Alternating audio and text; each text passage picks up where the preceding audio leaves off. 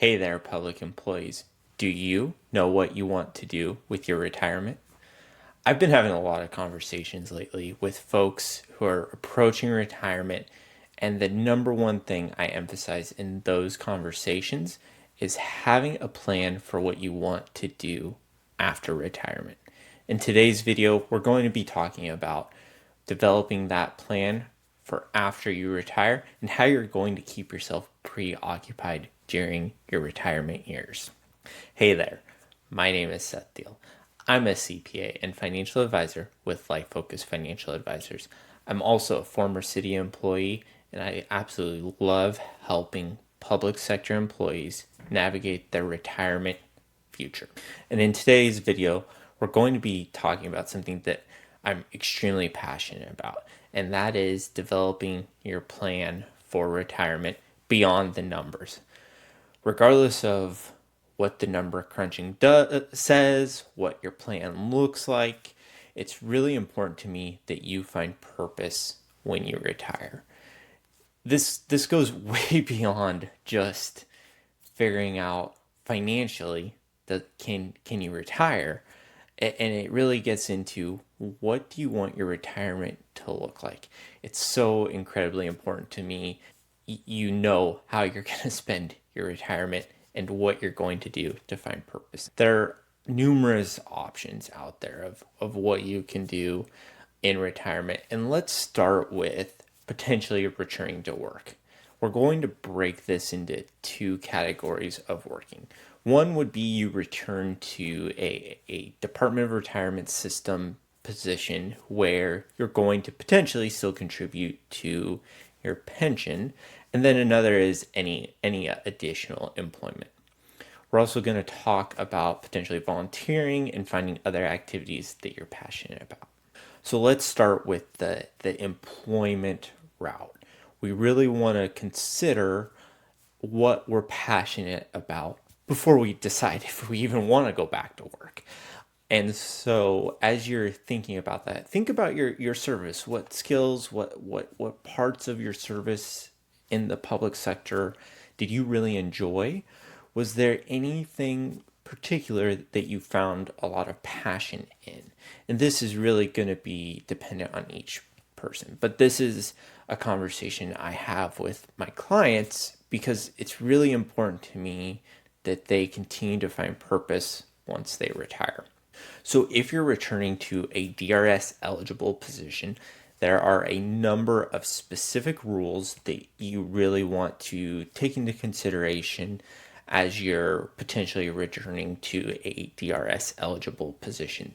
These are ultimately going to be dependent upon which pension plan you've contributed to your entire career. So be sure to check out the DRS website for the specifics on those return to work policies.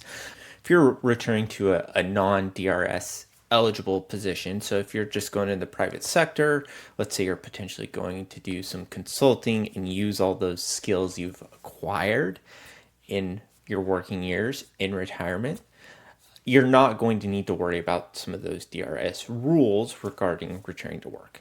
However, if you are drawing Social Security, you want to be aware that there are earned income limitations in regards to pulling Social Security, those income limitations. They vary each year. However, what happens is your Social Security benefits start to get phased out at certain income levels. As I've been talking about returning to work, I also want to talk about why you may want to do this as well as why you might not want to do this. So the number one component I emphasize to people when they're considering returning to work is, will working continue to add value and meaning and purpose in your life?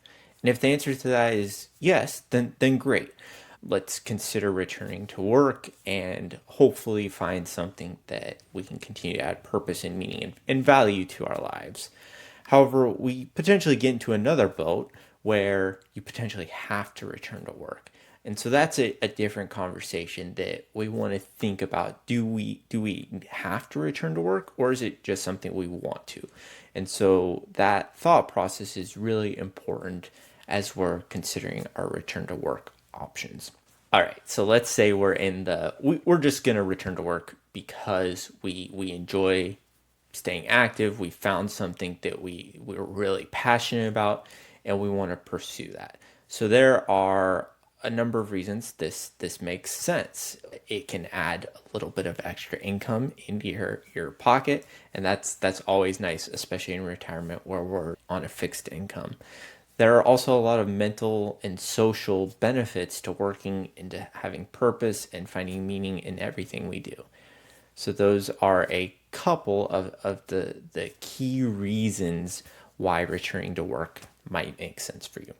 But we also want to think about, what about if we don't want to? What about if there's a negative downside or drawback to returning to work? We also want to think about that. One of the things I really emphasize in all the planning I do, whether it's the financial, the technical aspects of planning, or it's the non-technical, where we're potentially thinking about returning to work, we want to think about flexibility. Flexibility to potentially make adjustments or to go on that European trip we've been dreaming about our entire career. So it's really important as you're considering returning to work to think about, is this job going to decrease my flexibility? And we really want to factor that into the conversation.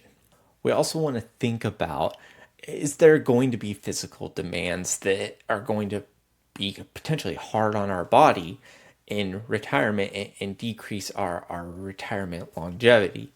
It's really important to think that through as we think about returning to work. We also want to think about, are we going to be able to do everything we want to in retirement from a passion hobby standpoint? So for example, if you're going to hike the Pacific Crest Trail and that's a months long endeavor, you're going to want to consider whether returning to work makes sense or not.